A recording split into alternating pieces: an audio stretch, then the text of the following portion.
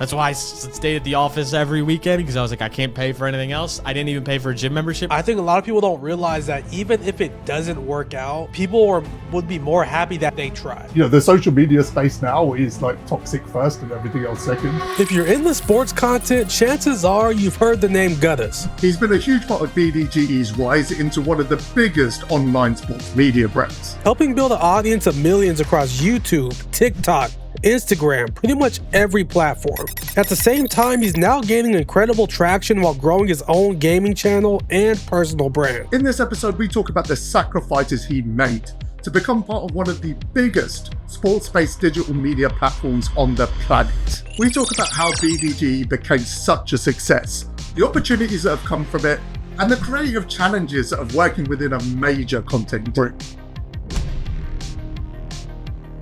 Yeah, I'm excited to talk about some things. Obviously, my journey is a little bit different than a lot of others, and we can obviously dive into all that today, but I'm excited to be on the show, man. Before we get into your content, I did want people to get to know Gut as a person a little bit pre-content. What was your life looking like before you started making content? So before I started making content, it was pretty much all football. I played collegiate football. I was in the football space very heavy. I'm now even coaching on the side. I just love the sport entirely. And I was super kind of in the weeds with it. I didn't really do much else. I played a lot of Madden on the side. But when I started, I was in college, and I was about 21 years old. So for me, I started making content pretty young, but I also knew it was something I really wanted to do growing up. And ever since high school, I had internships and job shadows at places like ESPN, ABC, Fox, and some other places, some radio shows in Philly. I went in and job shadowed. I just kind of like always had I didn't know what I wanted to do in TV, or if I wanted to do radio, or for like what, but I always wanted to do some sort of content creation, mostly in sport. That was kind of like my thought process, my vision. But I tried to keep all my doors open, pretty much growing up and going through the ropes and whatnot, and it turned into what it is today. So I'm very grateful to be kind of making that 15-year-old Gut happy and that dream coming true. That's you got super a interesting. resume, man. Yeah, I mean it's definitely I feel like sometimes like Russ, where I'm just stat stuffing, like a lot of it didn't have too much bulk, but it's just something that I could put on the resume that looked good. So like that's kind of more so it. So interestingly, my background as well, my first like proper job and career was working in media for Sky Sports. So I did that for like 7 years, right? And yeah, it was an interesting one. Why did you kind of follow through with that, like with the ESPN stuff? And yeah, so ESPN, and I have a very close friend now that works with ESPN. I ask him stuff all the time. I liked ESPN. I liked being around ESPN. I think they're all great people, and I think there is just a different world when you can control your own content. And I understand people sometimes like having the bumpers like for them, and I feel like that's a lot of ESPN. Yeah. You do the corporate role. You work up from the bottom. You kind of have to get that established. You have to keep going. You have to be in there sometimes 15 years before you can really break through. It's just a normal kind of like grind of you start somewhere and you work up and up and up. And some people love that, and they love the concept of like, I can see my progression over time and what I'm doing, and I can have a boss that tells me exactly where to go. I have a stable paycheck, all that sort of stuff. I've, in my life, always been more of the risk taker I was like, I will live with the months of me making $0, but being able to like do what I want to do on my own time, in my own space with my own voice, than being kind of in the corporate space where it's being told almost how to do things. And not being able to unlock certain parts of my career just because of sometimes like a time management thing of me not working enough. So like that's kind of the reason I teetered away from ESPN. Not that I have any hate towards ESPN or anything. It was awesome to like go in there and get the experience and like see how the behind the scenes work and learn the behind the scenes. Like it was super cool, but in the same light, I do feel like I kind of like my own space instead. Definitely. It's a really good decision. Like I did it for 7 years, you know, and yeah, the first like couple of weeks I was like, this is super cool. Like every time I walked into the office, there was a new footballer. I think it was like my third week. The Rock just walked past me in the corridor because there's some insane stuff that goes on, man. And it's crazy because like you always, not that like this is like a key thing, but like you get the flex of being like, I work for ESPN. Everybody who's watched TV knows ESPN.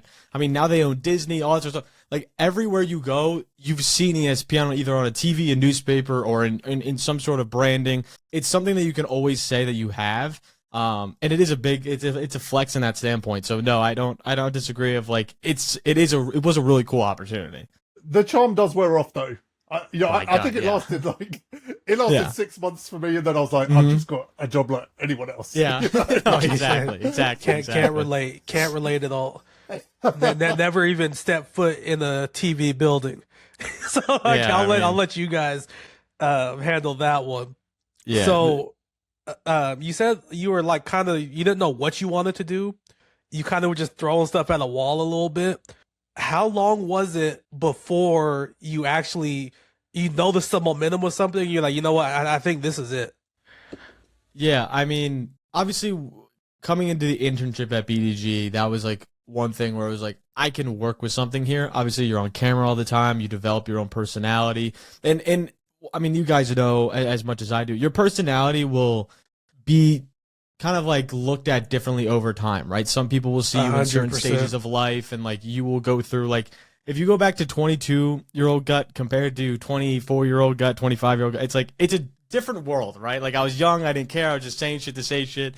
My accent was thicker, like all that sort of stuff. Like it just, people saw me in a different light, whatnot. And I think nowadays, when finding your own path, it was interesting 'cause I didn't go the same path that like almost Nick and at BDG like wanted me to go, because they originally were like, come in and do the trivia thing and do fantasy, because like Nick's big in fantasy, whatnot.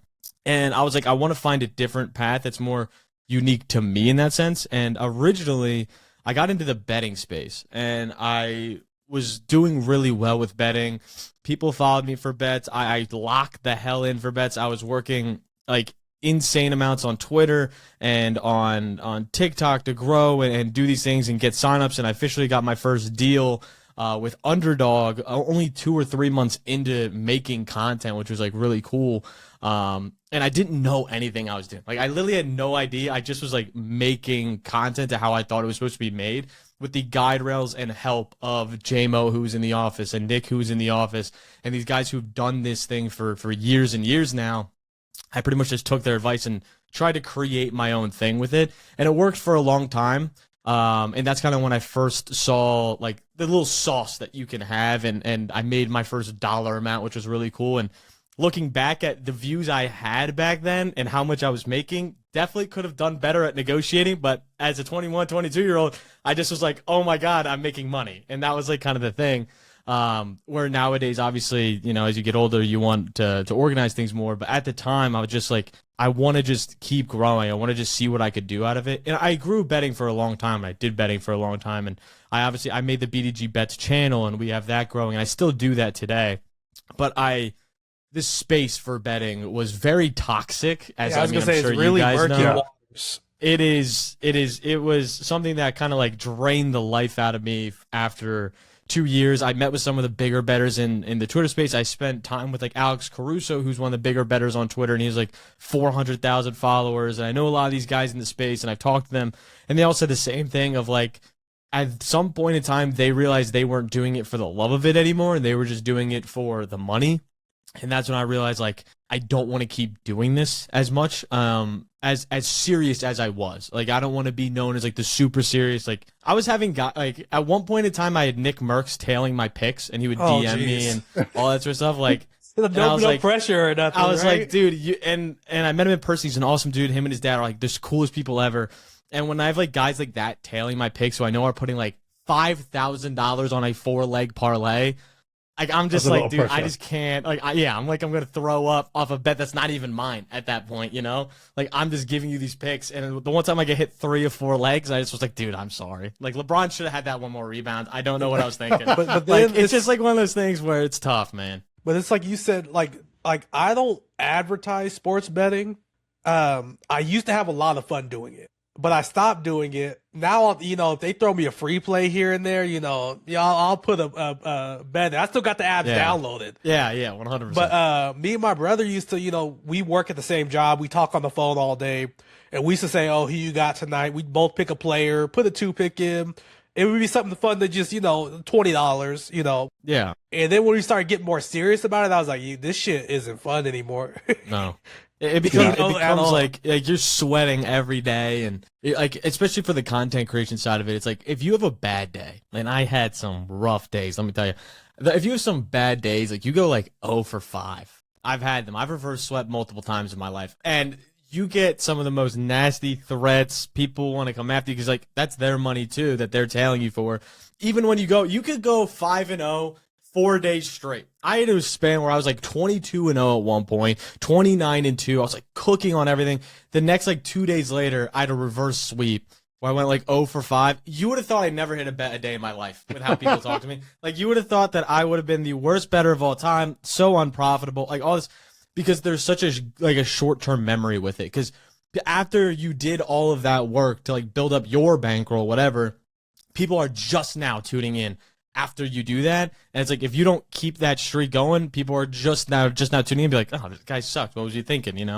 And that's the hard part with betting. It's so fluctuated. It's so like there's not much long-term outlook with it, which is sometimes hard when you're making content. And again, like I said, it's draining. So I wanted to get out of that space, which is why I really dived in, especially this year, into the MLB space, which is obviously what you see more of now on my Twitter, and doing MLB The Show stuff, still do fantasy and dynasty breakdowns now on my own other YouTube channel, which is a lot smaller, but it does well with like breaking down prospects and going over film and whatnot, which is more along the lines of what I just kind of like do as a side thing that's fun. I don't feel like that's much of a job. Like I'm just talking about stuff I'm passionate about, which is football. Like I'll go over and I'll review a Jadarian Price who just got drafted in the first round, like his tape. And I would do that anyway. I was just like, this year I was like, why don't I film it and then like grade them? And I did that. And people loved it. Got like 30K on one of those videos, and a few of those others did really well. And like, I think that's more the passion line I want to go down with some of these channels. And then obviously the MLB space, I just like playing the game and I want to inform people. And that's kind of like the idea I have with that. So I've switched my mindset to less be like, I want to find my own path and make my own money doing something, to more just like, what do I enjoy doing and how can I monetize that within content, Yeah.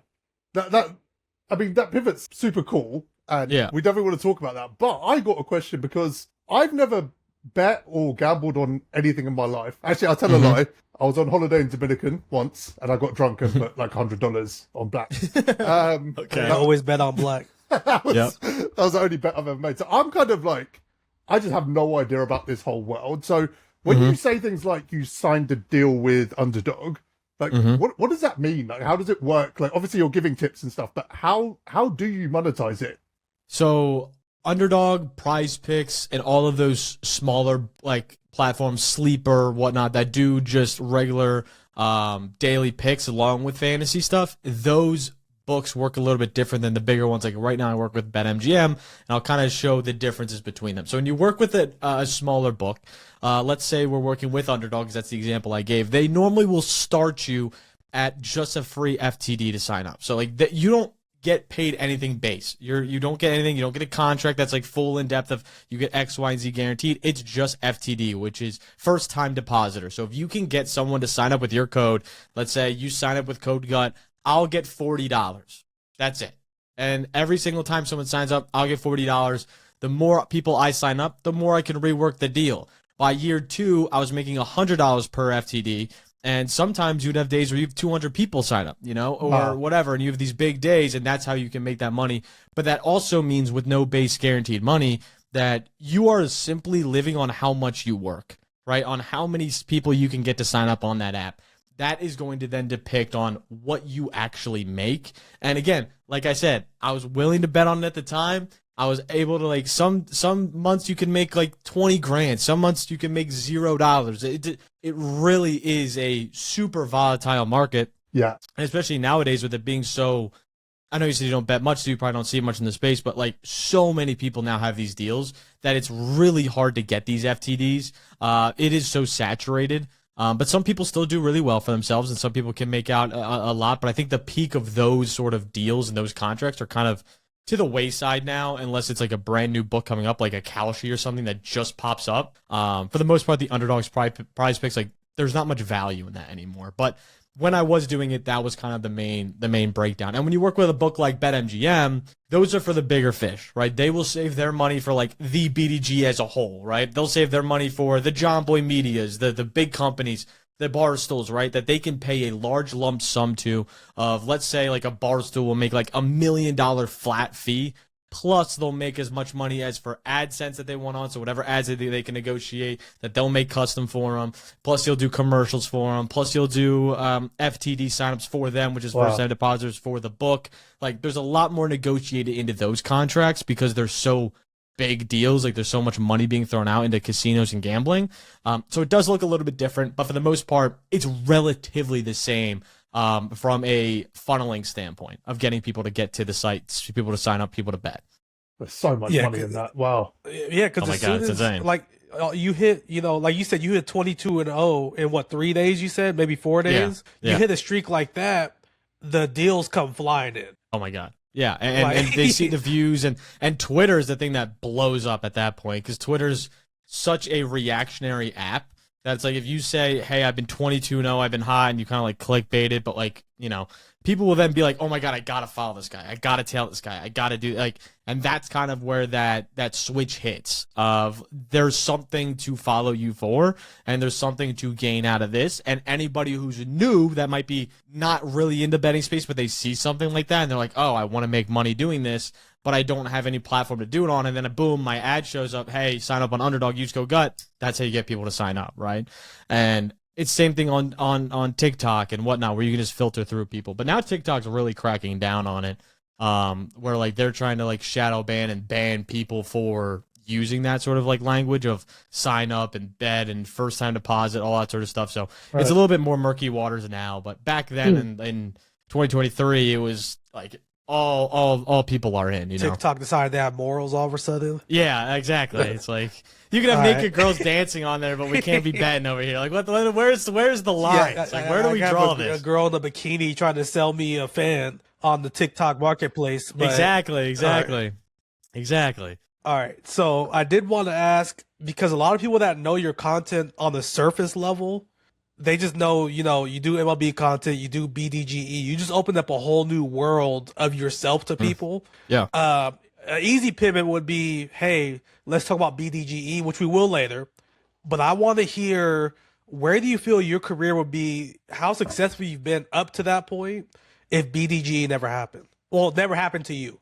I'm going to be honest. If I didn't have BDG, I had another job opportunity on the table that I was debating when going into the BDG space. And I'm really happy I didn't do it, but it was something I was looking into. So when I joined BDG, I was heavy into editing.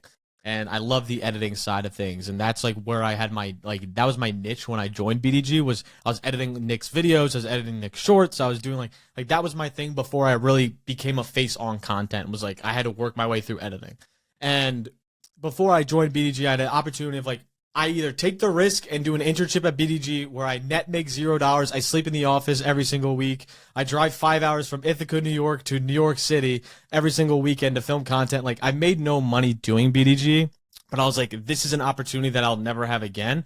Or the other job, which if I didn't have BDG, would have been to do, I would have been on the MLB side of things, and I had the opportunity to work in the truck for MLB. So all up and down the East Coast, I've been working the editing truck, doing live editing, which is a stressful job. You make $96,000 a year is what the offer is, and that sounds like a lot on the surface for coming out of college, but with the amount of travel and the amount of hours you work throughout the MLB season, because MLB really only has 4 months off, it is a lot, and you're traveling every single day practically for 8 months straight of the 12-month year. You get 4 months off, obviously, to have those 4 months, but during those 8 months, it's you're going between Cincinnati down to Georgia, down to Florida, back up to Philly. That's kind of what your schedule is. So they paid a lot, and it was that was another opportunity I was really close to taking before Nick came in and offered me the internship. But in the long run, I don't know if that's would have been like my final end game, but I would have probably done something in that space of sticking towards the editing side of things, kind of doing maybe some freelance stuff. But being in that field would probably be where I would be. So I guess you literally bet on yourself, huh? No, literally. I had to. All right, I'll just. You did All right. It's a real thing though, man. I mean, where it's like me and JMO did the same aspect of where we were like, I don't know exactly what is going to come from the internship, because Nick came out and said right away, like, this isn't a guaranteed job. It's just like, if you surprise us, if you're able to produce for us, if people like you, that's kind of where it goes. And JMO came in with an audience of 300,000 people already on TikTok, so he already kind of had an established space, but he didn't have a lot of his content was just like him being like comparing superheroes to NFL players. Like, it was stuff like that was very TikTok based, very short form. Like, there's not much substance to it. And BDG gave him an opportunity to really platform that and take it to the next step and make money out of it. Because, like, at the time, he was just making content to make content and to grow and whatever. And same thing with me, just in a different aspect of where, like, we both came in and Jim was slept in the office for 6 months straight, stayed in New York and did that because he already graduated. I didn't graduate. Nick forced me to graduate. Otherwise, I probably would have just dropped out. And so I stayed in Ithaca, New York, and I was 5 hours. It's about a 4.5-5 hour drive from the New York City. And I came in and every single Friday morning, I left at 4 a.m. to get there by 9 a.m. and then filmed. I slept in the office until Monday. I left then Monday, got back and had class from Tuesday to Thursday, and then would do that every single week for 6 to 8 months straight until we moved into the new office. And that was the grind, man. I mean, that's like what I was doing. Like, I didn't have a senior year, a college year to like just mess around and do things. Like, I just was like in that process of like, this is my opportunity and I don't want to waste it, and tell Nick, oh, I just can't come in. Like, that's how you lose a job in 30 seconds. Yeah. So I just was like, I'm willing to make $0 doing this, because between gas and everything else, I wasn't making any money.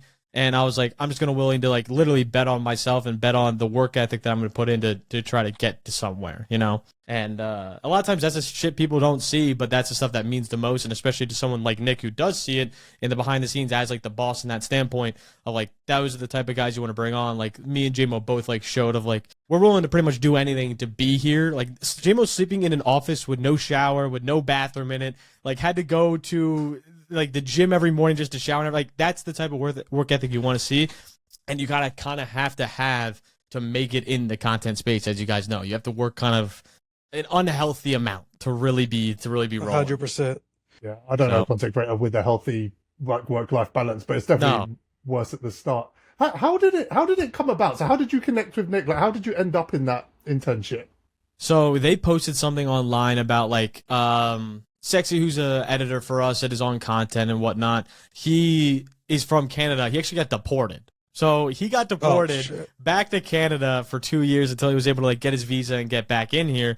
But when he got deported, they were like, we need more people in the office. It was just Nick and Tony at the time. So 2 people is like, it's fine to make content with, but they were doing the trivia stuff and they wanted more people. So they were like, we're going to open up internships and just see what we can get. They ended up hiring me, JMO, and Matt by doing that. And when I saw it, I was actually at home for summer during the time. I didn't tell my mom I applied. I didn't tell anyone. I just like kind of did it because I've been watching Nick's Fantasy. I didn't even know they did trivia, but I just watched Nick's Fantasy like from 2017. Like, I've been watching forever because I'm big into football, big into fantasy, like I said.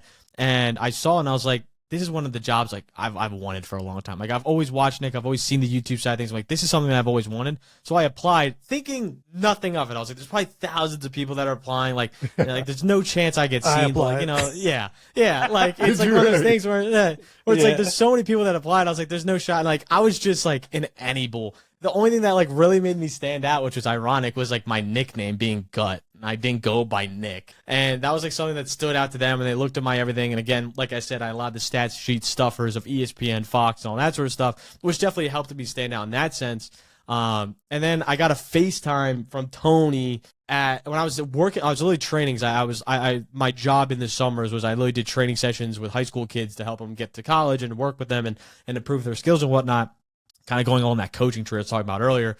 and I was at the field sweaty as hell. Like I had like 17 kids there, like all like yelling and everything. I get a FaceTime from a random number. I'm like, who the hell is FaceTiming me? It's Tony on the other side of things. Be like, yeah, we want you to come in for an interview. I'm like, this is probably isn't the best look as I'm sweating. You can't even see me because the sun's coming down, all this sort of stuff. And I'm like, yeah, sure, I'll come in and whatever.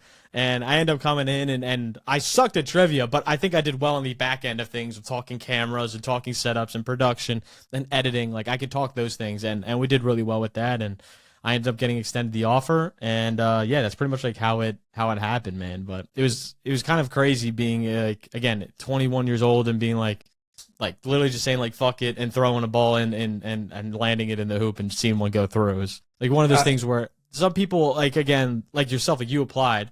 And some people like ask me and they're like, oh, how'd you get it? Like it had to be so hard and everything. I'm like, I just got lucky. Like sometimes that's what it takes. It's like, I just got lucky. I want to briefly say, I feel a little foolish thinking I had any chance getting that when literally the person who worked for ESPN didn't think he was going to get the position for a sports fantasy channel. You gotta think big. Well, I mean, we even see some of the we just opened another internship not too long ago. Just like a producer role in New York, and even some of the people, like, there's obviously a bunch of bullshit that comes through of like some random people that are just like, oh, I watch your trivia all the time. It's like, that's not enough credibility. But we see people all the time that like truly have great great backgrounds, great breakdowns of like what they could do and everything. That's why I'm like, as a 21-year-old, like I didn't know what direction Nick wanted. Like he might have gone with the older 27-year-old with experience that have been in content or whatever. Like me as a kid, I'm just thinking like, I'm going to take the shot, see what I can do, and risk it. And again, I lived in Philly at the time. I had no idea how I was getting to New York, like, every single day. Like, I just was like, I'm going to see what happens. I ended up having to take a train every day for, like, the summer until I, like, went to Ithaca and figured it out that way. But I genuinely was just like, here's a shot. We're going to see what happens out of it. I'm not going to tell anybody. I'm just going to risk it. When I told my mom, she was pissed because she was like, how are you paying for this? I was like, I don't know, but we'll figure it out. We're going to figure it out. Yeah, and that's how like did how you pay it for it? how it I had a good amount of money set aside from me doing the trainings over the years. I had like realistically probably like $1,000 total to my name. Wow. And I was getting paid $15 an hour. So like pretty much nothing. And I was getting paid like for 20, no matter how much I worked, I was capping it at the part-time role. So we'd have to pay more. Makes sense. And, so like I would literally just take whatever I earned. I pretty much put everything aside to just put into travel. And I just didn't pay for like, at that point in time, I had to be so stingy that like I wasn't paying for food, I wasn't paying for rent at the time because I was living at home for the summer and all that. That like I had to save everything for when I needed rent, for when I needed everything when I was in college. So I just pretty much condensed everything down and didn't spend a dime and just tried to save everything and put it all towards travel and rent. And at the time, I had a girlfriend and she wasn't very happy about it, but I had to be like, listen, this is my shot, and we ended up breaking up after. That's fine. You know, it makes sense at the time. Yeah. In this day and age, and now 2 years, 3 years later, it doesn't really matter to me. But at the time, I was like, damn, like I just really chose work over like a woman, you know, like that sort of thing. But now looking back on it, I made obviously the right decision, but it was really hard for a few months of like really figuring out, like you like it sounds almost unrealistic that I was even to pay for half of it. But yeah, I ended up making it work and kind of just. That's why I stayed at the office every weekend, because I was like, I can't pay for anything else. I didn't even pay for a gym membership. Half the time I snuck in to go shower and everything. I just like followed, like J-Mo would be signing in, and then when he would be distracting the woman, I would just kind of sneak behind him and go in. Like that's kind of like how we did things. It was kind of stingy, but I made it work. And hey, teamwork makes the dream work. No, exactly. But nowadays it's like, I look back at those times and I reminisce on those times a lot, because I'm like, that's the kind of, I'm happy I did it. You know, I went through it and I saw it through, and because I know a lot of me at the time was like, is this the right thing? Like, this is so hard. Like I kind of was like a woe's me almost at some point in time. Just because it was a lot on my mental, and doing like the college thing at the same time. I was like seeing all my friends go into these different internships that are like high and pricey, and like, you know, they actually make money doing it and whatnot, and they could get like, and I'm just like out here saying fuck it and playing trivia and making no money doing stuff like that, and I didn't know where I was going. But now I look back and I'm very grateful for what I went through and what we did. I think a lot of people, like you said, your relationship ended, you were broke. Mm-hmm. A lot of people look back at these decisions. You were quick to say like, well, look, it's a good thing I did it, right? Yeah. It's easy. Like a lot of people think it's easy to say that now that you made it. I think a lot of people don't realize that even if it doesn't work out, people would be more happy that they tried. Yeah. 100%. Even if that meant, an ended relationship, if that meant, you spent years wasting your time, you're more happy to know that you tried to do it than, man, I wonder what would have happened. And I fully agree. Like, if everything ended today, and I was actually talking to my buddy about this the other day, which is ironic. If everything ended today and like everything got wiped off, there's nothing for me to have anymore, and I could just look back at this and be like, I gave it my 100%. That's all I would ask for, like, because I at least also I feel like I could always make it in a different space that because I just know how everything works now. But if I weren't able to even do that, like if I just could sit back and be like, I put my best foot forward, at the end of the day, that's really all you can ask, and you can't take that away anymore, So I fully agree with that. One of I guess the thing that made this almost overwhelming is the fact that you were studying alongside it, right? But yeah. So I guess that's kind of a failsafe in itself. I know you said that they kind of forced you to graduate. Yeah, 100%. Retrospectively, are you glad you did? Do you still feel like you're going to use those qualifications early way down the line? I went into sports media. That was like my career path, and I had a few minors in there. I started my education at East Stroudsburg University in PA, and I ended up transferring to Ithaca because it was a top 5 school in America for sports media. And it had a lot of opportunities, like David Muir from Nightly News, which is like one of the biggest things you could ever have. Like, he's an Ithaca alum, and he donates a ton of stuff, and that's how they get a ton of internships there. And there's so many people in the different space, like of Ithaca, like the MLB thing I was talking about. I got that through an alumni. That I am very happy I follow through with it, just because, like, one, how many people are connected there, and I did make a lot of friends being there. And again, like, I even said it before, like, if I didn't go through that failed relationship, my life could have been so much different. If I didn't go through, like, these different things with education and following through on the college, like, I would have missed so many opportunities and not felt as almost, like, complete with it.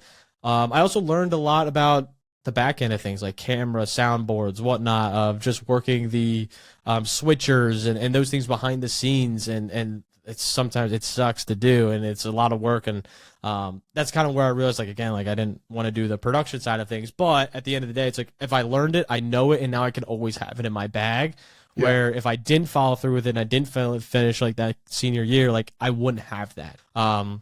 So it is nice to look back on and all the connections I made there, and some of the professors even have reached out to me over the years to talk at classes and whatnot and whatnot. So it's like, it's been really cool to have like the full circle moments at these colleges and the universities I was at.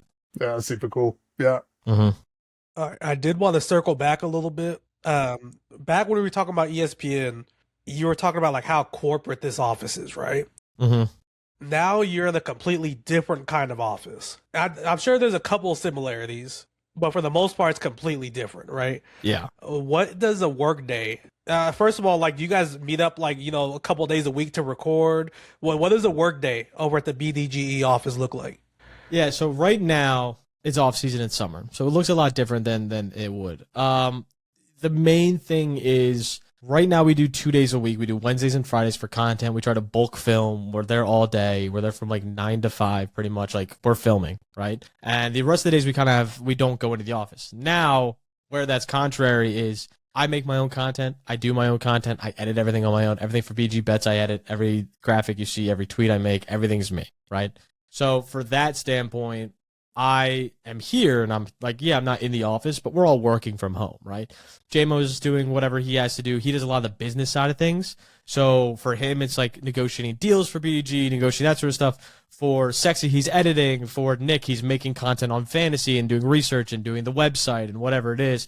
Like, we might not be in the office, but we're all doing work all the time. Like, I have my whole setup here and whatnot, and I do my, obviously, MLB stuff all here, and I stream and whatnot. So I think we all have full work days every day, even if we're not in the office. But if you were to describe, like, what a work day in the office looks like, is like, we get there normally around 9. We film a bunch of different content of shorts, long form, all that sort of stuff, mainly all trivia stuff. Until about 3 o'clock, and then from 3 to 5 we do bets content, and then that's where we film like our previews of what we think the year's going to look like, what we think this is going to look like, and whatnot for this team, and do we think Justin Herbert's going to hit his over, whatever. that sort of stuff we film from like 3 to 5, and then we wrap up. And normally, if we have guests, which I plan for the Bets channel, we have guests planned out from. There's a video that's going live today, but after this video goes out, we have guests on pretty much for the rest of the summer of some sort of fan base that we're kind of trying to represent, whether it's like Ravens with Snapback Sports and Jack, and whether it's like a few of these other fantasy creators that are like Jets, Colts, and like a bunch of other stuff. I try to get creators on that represent different teams to try to get different inputs, different perspectives, because if it's just us nonstop yapping, it's not quite as interesting. But for the most part, that's kind of the content we break down there. And then from the other days that we're not in, we're doing all the stuff at home that kind of like holds everything together that's not filming. And with the like creative stuff, obviously you've got a lot of different personalities involved in the mix, a lot of different ideas. Yeah. Like, how do you guys sort of flesh that out? You know, if you had differing opinions, or you know, how does it work? We butt heads a lot, and some of the times you can see it in content. Like me and Sexy have had a viral clip not too long ago where it's just like severe type A personality versus severe type B personality, and sometimes that clashes. But it's also good to have different perspectives, as much as like sometimes I can be like, fuck your opinion, whatever this, like whatever, like we get fights all the time, whatever it is. I think in reality though, it's a good thing to have the like other like person to be like, hey, I don't think this is good. Or a lot of times what's hilarious is Nick is 33. Nick has been doing this for like 12 to 15 years by now. He said like, 33, like that's like really old. That makes me feel no. I'm saying like 33. It's like he's been doing this since he's been like 18. Like for me and someone to like who's 10 years older than me, like I sometimes go to him and I'm like, hey, like I think this is really good, and he's like, no, this is actually dog shit, and I'm like, sick. All right, let's restart. And that's kind of the good perspective that comes out of having so many people in the office, of like you can look to someone else to like read over something you're doing, or look over, or watch a video, or see a thumbnail, whatever it is. And sometimes it's hard to come up with the creative stuff that all correlates 100%.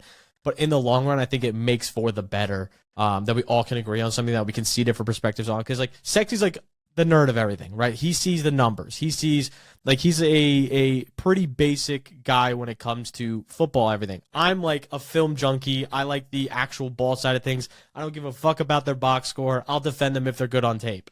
That's like where everything clashes, but it also is where it makes great content, because you can get the best of both worlds then. And that's where I think a lot of times we actually thrive in those scenarios. As much as we'll fight whatever, I think it comes out to a better result in the end, having so many different heads. Because if it was just me, I probably would have made 50,000 more mistakes, just because I would have been like, oh, fuck it, it's good enough. And then I roll with it, right? Where if having the conversation, everything, I think it definitely helps.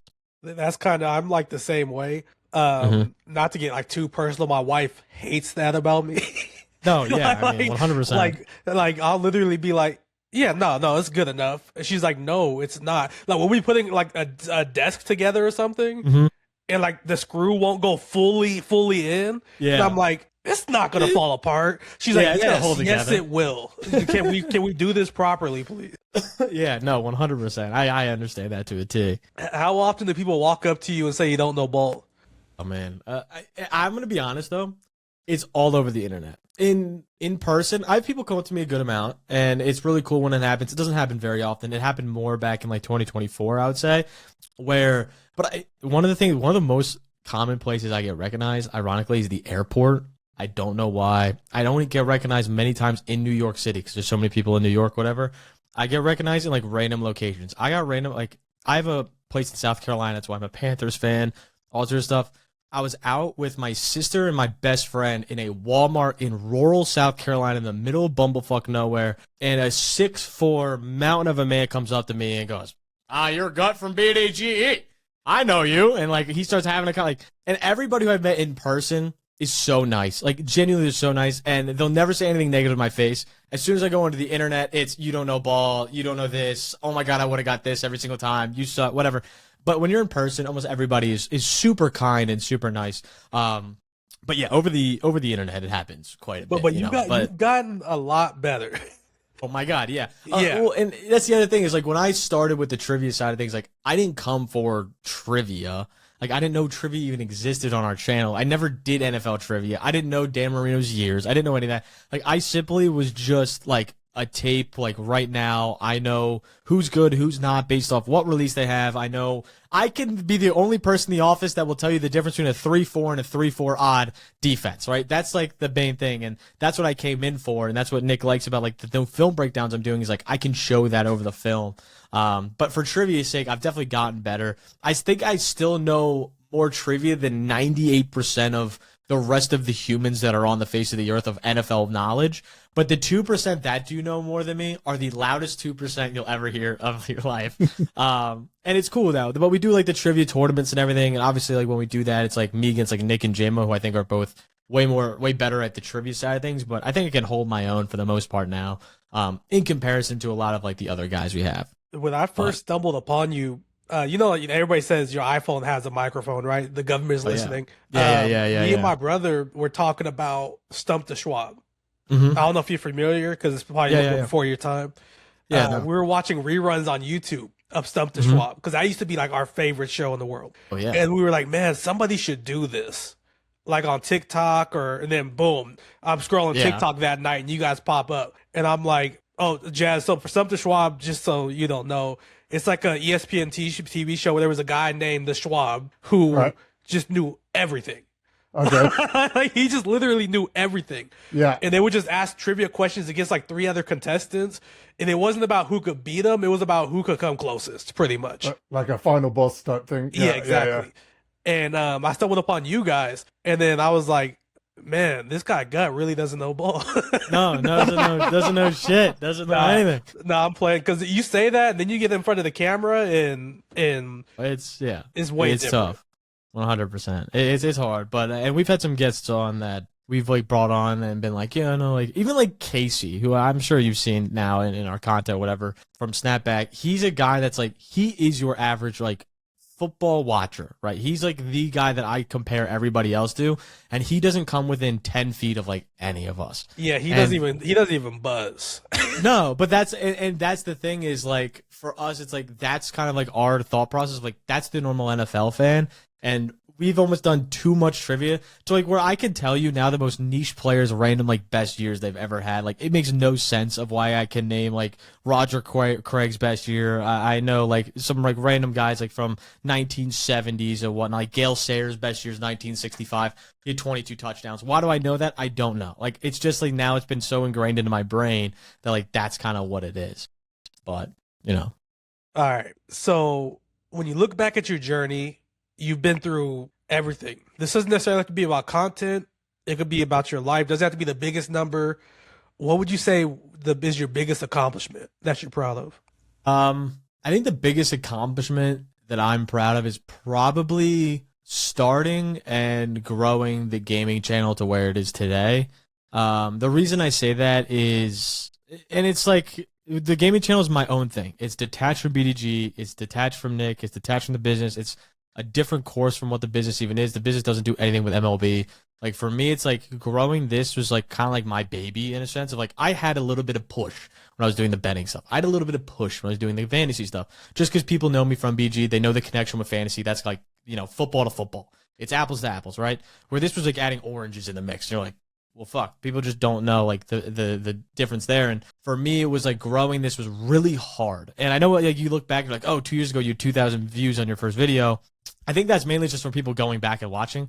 The first few videos we posted originally were like me and JMO back when we started it, and it was like me teaching him Madden, and then Madden died out. I tried to push Madden for a full year of getting like 300 views. Like it was doing nothing. Madden was a tough space. And I was like trying to do from Ultimate Team content to just gaming, like different things. I was like trying, and I was streaming it too, like every day on YouTube for a long time.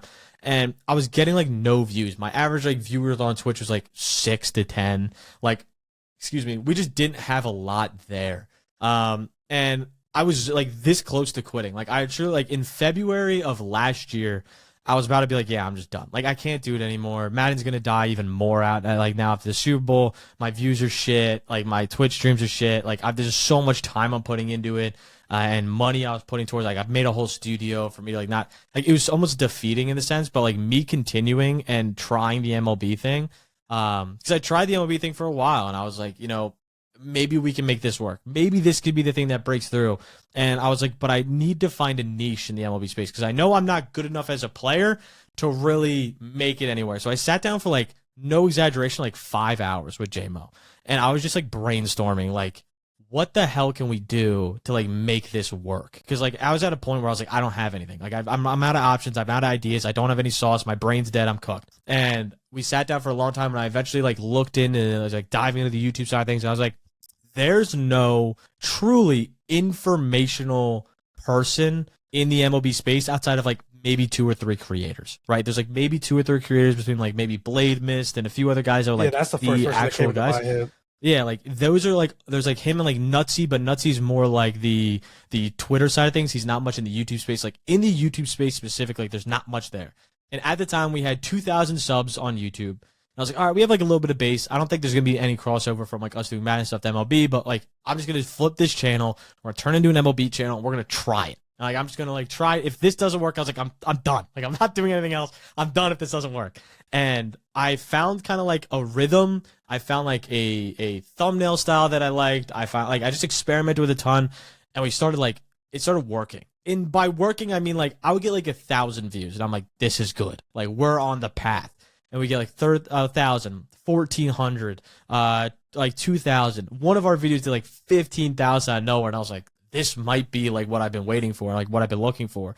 And at the time, I wasn't using Twitter for that. I still was doing like betting Twitter and whatnot, and I didn't really use that as a platform yet. And then this year, we had like about, 6,000 to 7,000 subs at the end of last year. And we grew, I mean, from 2,000 to 7,000, I was like, that's awesome growth. I stopped making content in August because then I was like, fuck it, let's do the Madden thing one more time because it definitely won't work. It definitely will work this time. When you love Madden, I will tell you this. When you love Madden, you will keep going back.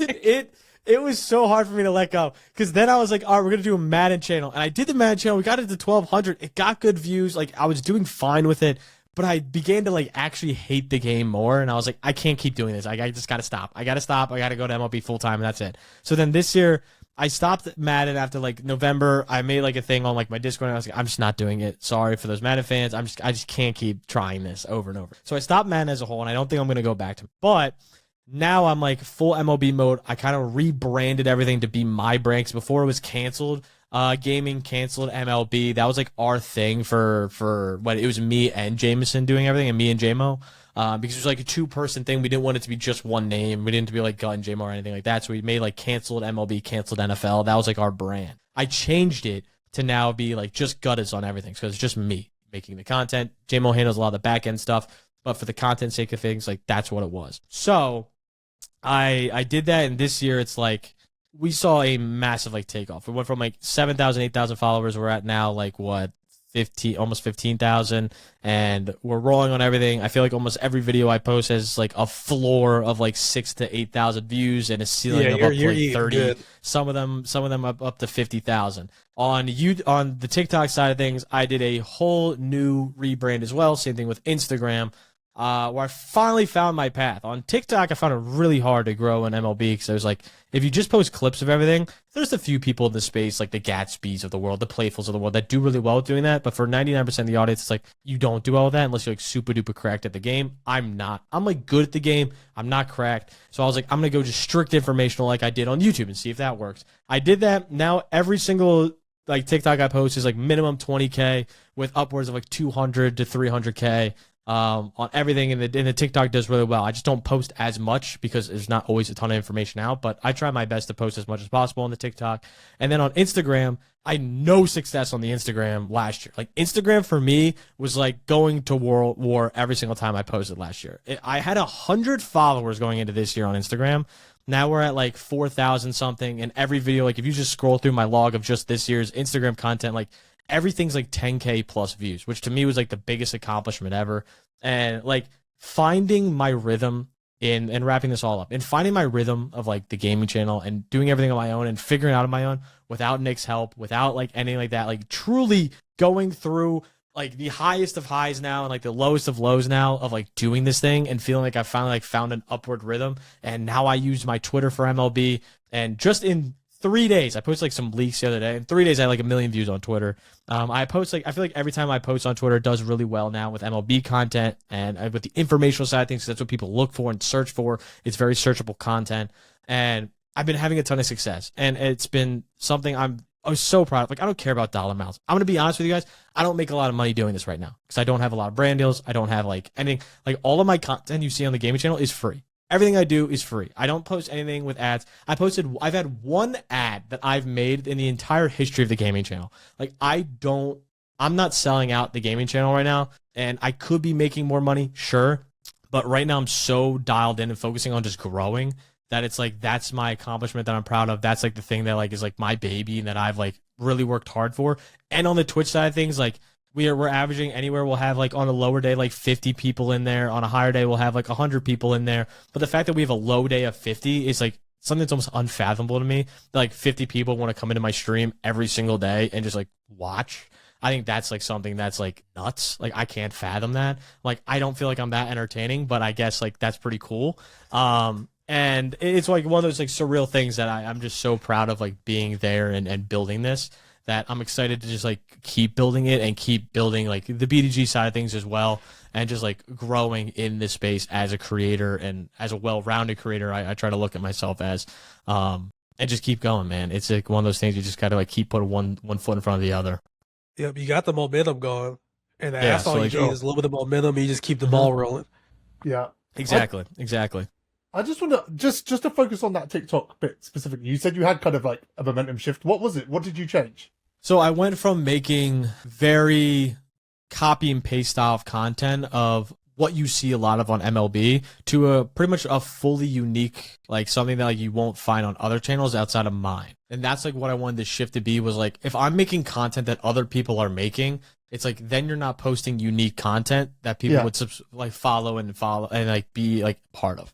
A lot of my content was, at the time last year, just like me playing the game, funny clips, me like crashing out, whatever. But like, that's what almost every MLB creator does. That's like the style of content. It's the hit or miss content. Sometimes you'll have good ones, sometimes you'll have bad ones. I was like, I kind of want to do away with all that and focus strictly on the informational and informational only side. So I don't post clips on there anymore. I have a Guttas clips TikTok that I just started that I think I'm going to like also post the side stuff on. But for the main channel, it's like, I want it to be just informational. I want the videos to all look the same. So every single video, the same exact like format of like me on the bottom talking with all the information up top of whether I'm talking about the best players, the best cards, what cards I like, which cards you should prepare for, what you should be doing this, what you should be spending your subs on. Like, just strictly informational with very low editing, so it's easy to follow. I think a lot of the other problems, like I was supposed to over editing some things last year. Like, I was putting too much like things into it to where it almost became like almost annoying. And a lot of editing time, it would take me longer to make the clips. Or this is like, you can follow along with this like 1.5-minute clip, and you want to stay to the end because I'm saving like some of the best information for the end. That's like, people just want to see what you have, and a lot of people comment because whether they disagree with my take or they're like, oh, I've never tried this card, I want to try him out. Oh, I didn't know that was a glitch, or like whatever it is, or it's just like, oh, I've been doing this all the time, it works really well. Some people are like, fuck you, this card blows, I've used them for 15 times. Like, there's so much variance, but there's so much reason to comment now. And I think that's another thing, is like creating a reason to comment. Or if you're just like crashing out in your home run, what are people gonna do? Like laugh, LOL? Like, there's not much to really talk about there. Yeah. So I think it's more informative and people ask questions and whatnot when you're making this informational content. So that's what I've been trying to like stand on. And again, like I said, the only other people really making this style of content is very few creators. So I like to kind of be that source for people that can follow, and they're like, hey, this just came out. I want to know how to get these cards as fast as possible, as easy as possible, and what methods to do, what cards I should be using, and they go to that account. You know, like that's kind of been the sauce behind it. All right. I did want to go back to something you said a little bit about making content easier for yourself, right? You were, this was an interesting time of the year. I think it was towards the beginning of this MLB season. You were in a bit of a, people were on your head a little bit about using the AI. 100%. 100%. For the thumbnails. You want to talk about that a little bit? First off, it was, dude, insane. It's the first week MLB came out, by the way. I was putting 7 videos out. I posted one every single day of the week. I did that for a while. Because I was like, I want to have as much information out as possible, because all of the videos I posted in the first week were evergreen videos. For those that are watching that don't know what evergreen means, it's their videos that could be on my channel for as long as possible, and you can always go back and click on. I have a Conquest video from 2 years ago that is still getting views to this day, just because it's something that applies to this game and even in this year. So that's what I was like trying to do with the early videos on this channel, right? So I was like, I don't have an editor. I don't have a thumbnail guy. I do everything myself. I was like, I'm pumping out so much. And while I'm doing this, everything for draft prep, BDG content, we were going to Coastal Carolina. I was planning a whole trip for that for us. Like, there was so much going on outside of just MLB for me that I was like, I have so much else to do. Like, I don't have time to be sitting here like crafting thumbnails for an hour and doing it. So I used AI. I will admit it was a sloppy job on this specific AI thumbnail. It was. Did I go back? Did I go back and fix it? Yes. Does anyone ever mark that? Fuck no. I fixed it within 2 hours. Doesn't matter. The screenshot was out for that long. Twitter got a hold of it, and it was over. But what I will say is I still use AI for all my thumbnails. We use them for every single one at BDGE. Every single YouTube video you pretty much look up in your feed in today's world, I would say 88% of them are probably AI thumbnails now. Whether they're all AI or not, that's the difference. A lot of times what I do now and what I've did since that moment is I'll like make the idea with AI. I'll be like, start with this idea, this picture, this thing, and then I'll go in and I'll like fix it now. So like all the thumbnails you see now that are on my channel all still have some sort of AI on them or like background of AI. A lot of the times I just like copy and paste now because it's like pretty easy. People recognize the face. It's like easy to like know what you're clicking on. But when I was starting, I was experimenting with a lot of things and using it for different things. And for BDG, we use it all the time because it's just so easy to then craft and make yourself that you don't have to be paying people for. For the BDG, for the Guttas Plays videos channel I made, I have like 300 subs on there. We're starting out there. I made that one. I'm using an editor. I'm hired an editor for that, and I've been using him. My problem is I love him. He's awesome. I have no problems with his actual thumbnail styles. It takes a while to get the thumbnails. Yeah. And that's my thing. It's like if I want to post a video, I'm now waiting 8 hours for him to get done the thumbnail because he's doing other things. And I understand he has a life. I'm never going to like pressure him to like get it done as fast as possible. So like I understand you have shit going on. But this is what I'm talking about. Like if I had to wait for an editor for me to post that Fernando Tatis video on day 2 of MLB The Show, that video did 50,000 views. If I waited an extra 8 hours for that, I don't know if that pops off the same, right? Because then you'll have 4 other creators that make the same video earlier than me, right? And the whole point is me getting there first and doing it first and being the first one to get it done and have the information out. So when you search that the day the game comes out, you see it right in front of you. That's the difference. And I know that sounds so niche to some people. People are going to come at my neck because I'm wasting water or whatever. I get it. But people do it all the time. Face. They're going to cancel. Yeah. I mean, like, but that's like how it is. And that's like the number one comment. Like, you're so lazy and whatnot. It's like, I'm still making the thumbnail. And I'm still going in and tweaking it, especially after that first one that got so botched that I got shit on for. But I still am like going in and I'm making them and I'm editing them now and I'm making sure they match well and they do things with this. So it's not like I'm wasting all this time. Now I kind of have like a rhythm to where like I have like pretty much the same thumbnail that I just go into Photoshop and I literally just clip the different cards and put them in just because it saves me so much time and I get the videos out faster. But originally, yeah, when I was starting this year without an editor or anything, I was just like AI this and let's figure it out. That was tough, but I will say ton of publicity. I got in 1 week, I had like 8 million views on Twitter just from that. No, I literally, that's how he popped up on my feed. I was like, that's the BDGE guy. he makes MLB The Show videos. Yeah, no, exactly. And people didn't know who I was at the time and everything. And it started out with such like a negative connotation. But one of the people I talked to during that stage, and trust me, BDG, me, JMO, and Sexy all at some point in time have gotten an insane amount of hate. When Nick fired Ike, if you guys remember Ike's lunch back in the day, when Nick fired Ike, that was probably the most hate I've ever seen someone get within a year span of their entire life, and he still gets hate to this day, saying he's so shit, he's done horrible for himself, he's going to crash out the business. Like, there's so many people that hate on the internet that like, you just can't take it seriously. One of the people I talked to, like I said at the start, is like Jack Settleman, who does Snapback Sports. He's someone that gets hate at an ungodly level, and I don't like, for half the reason there's no real rhyme or reason to it. It's just because people don't like him for X, Y, and Z. He has very polarizing takes. He's very vocal about it. But I talked to him and sat down with him like during that stage because there was a lot of hate. Like every single tweet I had, 50 comments were like, fuck you for using AI, like all that sort of shit.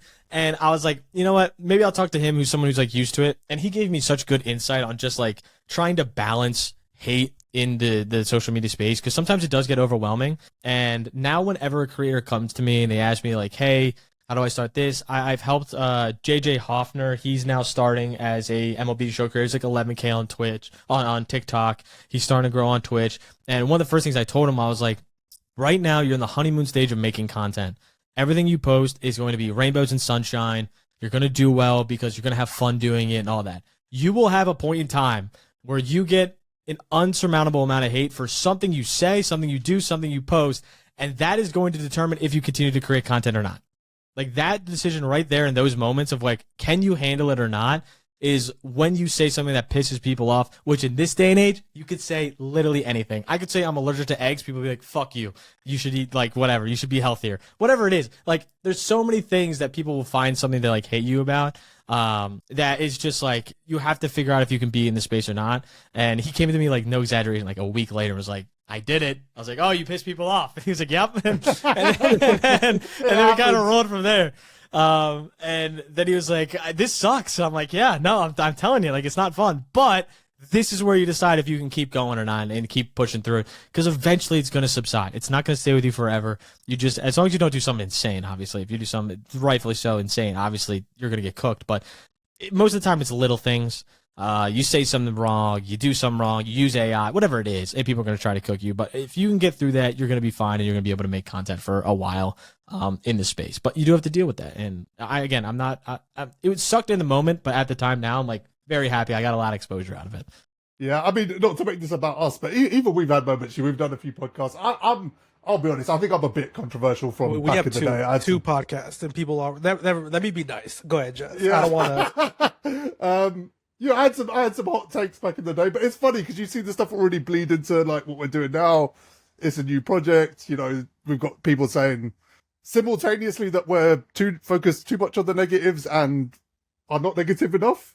Like, it's really hard to find that balance, you know, because you just have to be able to tune it out and just get on with things. 100%. Yeah, it is going to happen to everyone. You know, it's the space, you know, the social media space now is like toxic first and everything else second. Yeah. So it's good advice. It's good to see you helping creators like that as well. Yeah, it's insane. And one of the things I will say though is like the followers that you do have though, like some of them are like actually the nicest people of all time that will like help you out to the end of the world. So it's like those are the people you have to prioritize. Those are the people you have to focus on. Like I've some people in my Twitch chat that are genuinely some of the coolest people like I've ever met. Some of their stories are phenomenal. And it's like those are the supporters that you want to keep in your audience and keep in your space, because like those are the people that matter to you. Obviously, there's going to be haters at all times. There's going to be people that don't like your opinions. There's going to be people saying that you don't like say whatever the right way.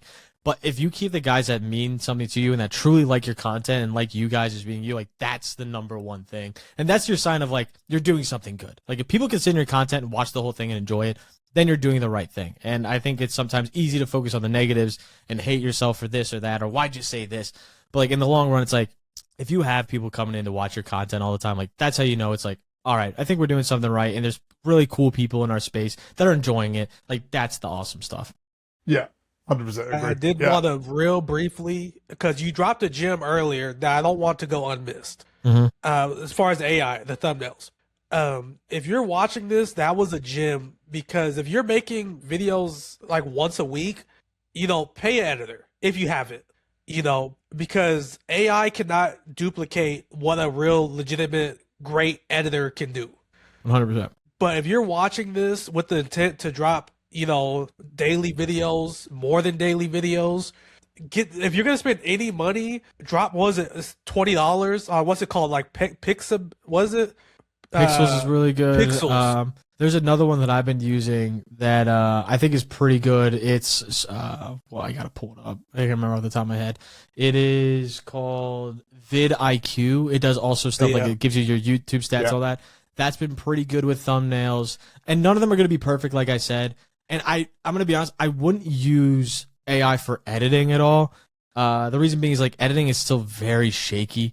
You can use some like AI tools to help cut out silences. That's not bad. There's some for those. But for overall AI usage of editing, we don't use any of it for editing. We all use like, which takes us a little bit longer to get videos out. And for me, it's like, excuse me, I try to make my videos very simple. Like you see like my videos for the gaming stuff, like it's very cut and dry because I literally will make them, edit them, and post them within an hour and a half. and try to like get them out as fast as possible. But again, the thumbnail aspect of that is huge with AI, because like if I had to sit for another 45 minutes, that's going from posting in an hour and a half total, everything, film time, record time, post time, to now 2.5 hours, 3 hours post and record time, which is a huge miss comparatively, where if I can post as fast as possible. So again, editing wise, I wouldn't say quite use AI yet, but from a thumbnail standpoint, 100%. vidIQ, Pixels isn't bad. Even ChatGPT, if you work with it, can like work nowadays. There's a few that are definitely viable options if you're trying to put in as much content as possible. If you're doing, like you said, like 1-2 videos a week, an editor's definitely the way to go. You'll have a better result in the long run. But yeah, no, I definitely agree with that take 100%. I think also the stigma with like AI is just going to go away. Like, you know, at some point, you know, we're going from like, you know, thumbnail artists to AI. That's where we're going, and in a short space of time, it's going to be normalized. It's like complaining 5 years ago that your thumbnails aren't hand drawn. You know what I mean? Yeah, like, yeah, exactly. Holy shit, we put those artists out of business too. You know? Yeah, like, it's one of those things where it's like the best thumbnail artists right now are the people that can use AI and Photoshop. And I think that's gonna eventually get outturned like in time, but for the most part, like that's probably the next step, is the graphic designers that can utilize AI to their advantage to make even better thumbnails than just base AI can make. The problem again is time, and that's like the biggest thing, is it's time. Like AI can only enhance it so much or make it whatever it is, but like the time aspect is massive. All right, so I just want to end on a little bit of a bigger picture here. You know, 10 years from now, when people look back at the name Guttas in 10 years, first of all, you might not even be going by that anymore. You might be analyst on ESPN or something for all we know. Who knows? But what do you want people to see 10 years from now with your career? Yeah, I sit down and I have this conversation with, like I said, Jack and Nick a good amount, and this is why I pivoted off the betting stuff, because I had this exact conversation with Nick in his office of like, in 10 years, do I want to be known as like the betting guy? Probably not. So then I sat down, I was like, what do I want to be known for? I think two different things. One, I think if you're in the football space and you see my channel, you see that I'm like a film breakdown guy. Like you see that I can go in and dissect a defense and talk you through why things are happening and whatnot. I do that on BDGE a good amount now. Nick next year is looking to try to get me onto the Dynasty channel to do it on the Dare. And I think that's kind of the space that I'll find a lot of comfort in the football side of things. I think in 10 years, a look is going to be, I want to be one of the main MLB like heads that you see in the space of giving out information, doing the gaming stuff, whether it's with MLB or a different game, like just in the gaming space, being someone that people can look to.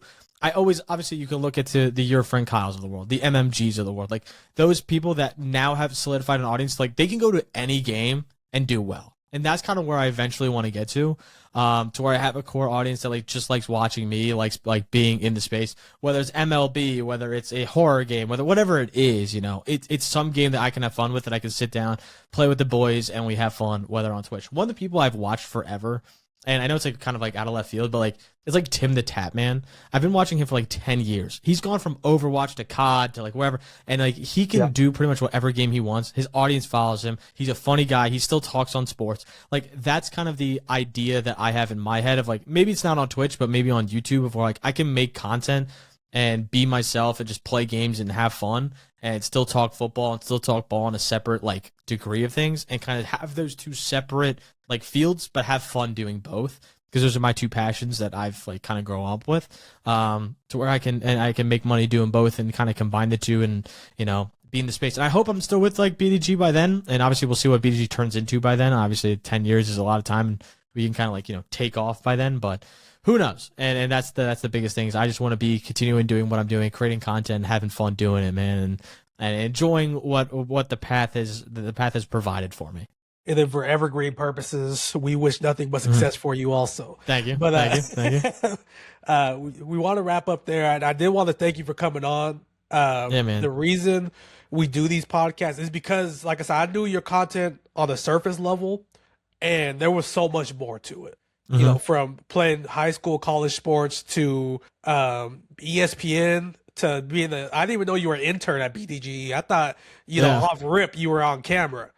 No, I So- mean, yeah. Yeah, there was so much to the story that I'm sure your fans are going to appreciate hearing as well. I'm sure you've told bits and pieces of it on stream, but people that just watch you on YouTube or TikTok have no clue about any of your life. So it was a pleasure hearing it out and giving you this platform to tell that story. Yeah, Thank you, man. Thank you for having me I on. just want to add to that as well. Like, it is super interesting just to hear the grind. That's the bit I found like super interesting. Like, you're young, you're basically 7 days a week traveling hours and hours every week, and it seems to be like the reoccurring thing with the podcast we do is that people just put in the work, man, to get the outcomes, and it sounds like you're not going to stop putting in that work. So it's kind of almost quite scary where you could get to, like, you're so young now. But yeah, I found it super inspiring and some great Thank you. advice. And yeah, man, just keep doing what you're doing. I'm Thank you. excited to see Thank where you. it goes. Appreciate that.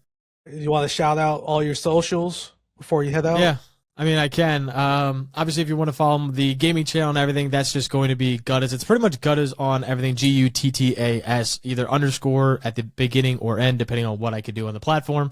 That's pretty much it on everything. And then if you want to go follow the BDG stuff, if you want to see more of the football side of things, that's going to be BDG, whether it's fantasy, dynasty, trivia, whatever you're into on the YouTube side of things there. But that's pretty much it, man. I appreciate you having me on.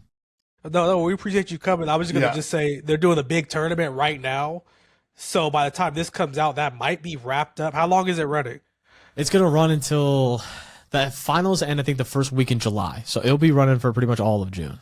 Okay, so yeah, so by the time this comes out, go back onto the BDG TikTok and see if Gut was able to take the dub. Hell yeah, man. Yeah. Appreciate that. Cool, man. All right. I think that's a natural stopping point. Thanks again, man. We Awesome. really Yeah. appreciate your time.